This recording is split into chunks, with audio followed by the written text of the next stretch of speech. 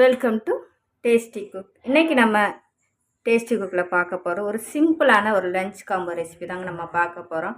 அருமையான சாம்பாரும் அதுக்கு மேய்ச்சா ஒரு வெண்டைக்காய் பொரியலும் தான் நம்ம பார்க்க போகிறோம். இந்த சாம்பார் நீங்கள் காலையில் வச்சிங்களாங்க லஞ்சுக்கு, பிரேக்ஃபாஸ்ட்டுக்கு, டின்னருக்கு ரொம்ப யூஸ்ஃபுல்லான ஒரு சாம்பார் ரெசிபி தாங்க. அந்த மாதிரி லஞ்ச் காம்போ தான் பார்க்க போகிறோம்.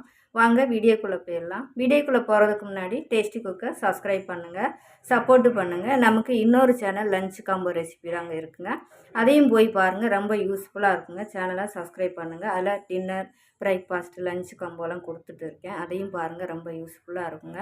நிறைய பேர் அன்சப்ஸ்கிரைப் தான் பார்க்குறீங்க. சேனலை சப்ஸ்கிரைப் பண்ணுங்கள், சப்போர்ட்டு பண்ணுங்கள். நிறைய வீடியோ போட்டிருக்கோம், போய் பாருங்கள். ரெசிப்பியில் ரொம்ப யூஸ்ஃபுல்லாக இருக்குங்க. இப்போ வாங்க நம்ம எப்படி டக்குன்னு சிம்பிளாக ஒரு சாம்பார் வெண்டைக்காய் சுவையான பொரியல் ரெசிபியும் பார்க்கலாம். இப்போ துவரம்பருப்பு எடுத்து ஒரு 100 கிராம் எடுத்துகிட்டு 15 நிமிஷமாக வாஷ் பண்ணிவிட்டு ஊற வச்சு எடுத்துருக்கேன். இப்போ அதை குக்கரில் சேர்த்துக்கோங்க. அந்த பருப்பு தண்ணியோடய சேர்த்துக்கோங்க. ஊற வச்சதோட பருப்பு முங்குற அளவுக்கு தண்ணி சேர்த்துக்கோங்க.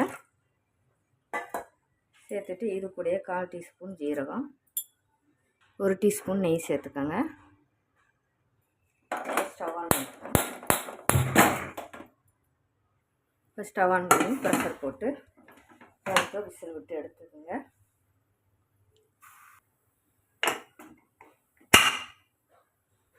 குக்கர் சூடானதும் 2 ஸ்பூன் அளவுக்கு எண்ணெய் சேர்த்துக்கோங்க. இப்போ எண்ணெய் காஞ்சதும் 1 டீஸ்பூன் கடுகு, 1/4 டீஸ்பூன் வெந்தயம், கடுகு வெந்தயம் பொரிஞ்சதும் கட் பண்ண வெங்காயத்தையும் சேர்த்துக்கோங்க. காரத்துக்கு மிளகாய், ஒரு வத்தல், கொஞ்சம் கருவேப்பிலை. இப்போ கலந்து வச்சுக்கோங்க. கலந்து வச்சு இப்போ காய் எல்லாம் நறுக்கி வச்சுருக்கேன், அதையும் சேர்த்துக்கோங்க. என்ன காய் இருக்கோ இருக்கிற காயை சாம்பாரில் சேர்த்துக்கோங்க. இப்போ காய்க்கு தேவையான அளவுக்கு உப்பு சேர்த்து வதக்கிக்கோங்க.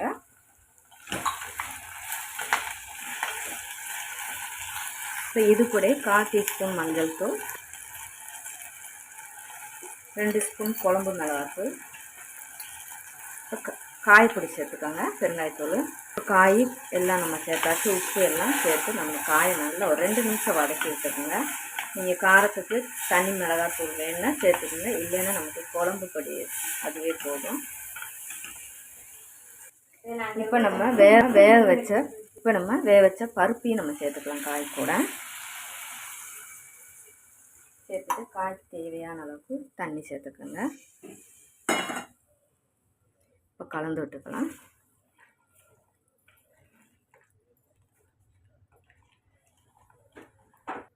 ப்ரெஷர் போட்டு விசில் விட்டு எடுத்துக்கலாம். ஒரு விசில் விட்டு எடுத்துக்கோங்க காய் போட்டதுனால. இப்போ வெண்டைக்காய் கட் பண்ணி வச்சுருக்கேன். ஃபேனும் சூடாகிடுச்சு. இப்போ வெண்டைக்காயை கொஞ்சம் விழுவிழுப்பு தன்மை போகிறதுக்காக வதக்கி எடுத்துக்கோங்க ஒரு 2 நிமிஷம். இப்போ வெண்டைக்காய் வதக்கி எடுத்தாச்சு. ஒரு 2 ஸ்பூன் அளவுக்கு எண்ணெய் சேர்த்துக்கோங்க. எண்ணெய் காஞ்சதும் 1/4 டீஸ்பூன் கடுகு, 1/4 டீஸ்பூன் கடலைப்பருப்பு, 1/4 டீஸ்பூன் உளுந்தம்பருப்பு, 1/4 டீஸ்பூன் ஜீரகம் சேர்த்துக்கோங்க.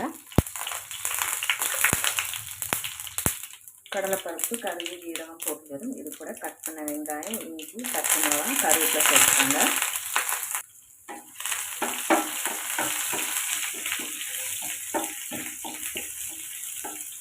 இப்போ வெங்காயம் நல்லா வதங்கணும். இப்போ இது கூட நம்ம வதக்கி வச்சோம் பார்த்தீங்களா, அதையும் சேர்த்துக்கலாம்.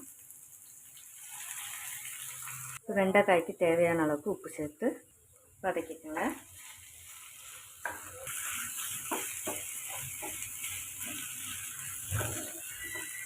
கால் டீஸ்பூன் மஞ்சள் தூள், ஒரு பிஞ்ச் மிளகாத்தூள்,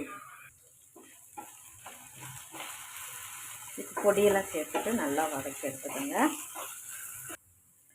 இப்போ நம்ம அருமையான வெண்டைக்காய் பொரியலும் இப்போ ரெடி ஆயிடுச்சுங்க. இது கூட ஒரு 2 ஸ்பூன் அளவுக்கு தேங்காய் விருப்பப்பட்டால் சேர்த்து கலந்து விட்டுக்குங்க. அருமையான வெண்டைக்காய் பொரியல் ரெடி ஆயிடுச்சுங்க. இப்போ நமக்கு சாம்பாருமே நல்லா ப்ரெஷர்லாம் போயிட்டு நல்லா ரெடியாக இருக்குது. இப்போ இது கூட நான் ஒரு தக்காளி கட் பண்ணி வச்சுருக்கேன், அதையும் சேர்த்துக்குங்க. இப்போ ஸ்டவ் நான் சிம்மில் வச்சுருக்கேன். இப்போ இதில் நம்ம லாஸ்ட்டில் கொஞ்சமாக புளி, ஒரு அரை நெல்லிக்காய் சைஸில் புளி எடுத்து ஒரு தடவை கரைச்சி விட்டு சாம்பாரில் சேர்த்துக்குங்க. புளிக்குழம்பு மாதிரி அடுத்தடுத்து நமக்கு சேர்க்க வேண்டாம். புளிப்பு கூடும் போது நமக்கு சாம்பார் டேஸ்ட்டு மாறிடும். அதனால் ஒரு தடவை மட்டும் நீங்கள் கரைச்சி சேர்த்துக்கோங்க. இந்த டிப்ஸு பிகினர்ஸுக்கு ரொம்ப யூஸ்ஃபுல்லாக இருக்கும். இந்த மாதிரி டிப்ஸோட வீடியோலாம் பார்க்கணும் டேஸ்டி குக்கை சப்ஸ்கிரைப் பண்ணி வச்சுக்கோங்க. இப்போ நம்ம கலந்து விட்டுக்கலாம். நம்ம காய் எல்லாமே வேக விட்டுட்டோங்க. ரொம்ப நேரம் நமக்கு கொதிக்க விடாண்டா. அந்த புளி ஊற்றுனதுனால அந்த புளியோட டேஸ்ட்டு போகட்டும். இதில் கொஞ்சமாக நம்ம வெல்லம் சேர்த்துக்கலாம். வெல்லம் சேர்த்துட்டு இப்போ புளி எல்லாம் கரைச்சி சேர்த்துக்கணும் பார்த்தீங்களா. கொஞ்சமாக தேவையான அளவுக்கு சாம்பாருக்கு செக் பண்ணிவிட்டு உப்பு சேர்த்துக்கோங்க. சேர்த்துட்டு நமக்கு எவ்வளவு, இன்னும் கொஞ்சம் கூட நம்ம தண்ணி சேர்த்துக்கலாம் நமக்கு சாம்பாருக்கு.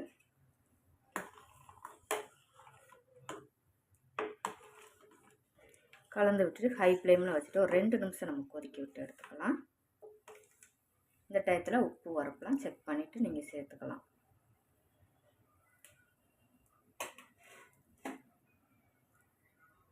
இப்போ நம்மளுடைய அருமையான சாம்பார் ரெடி ஆயிடுச்சுங்க. நல்லாவே ஹை ஃப்ளேமில் வச்சுட்டு கொதிக்க விட்டு எடுத்தாச்சு.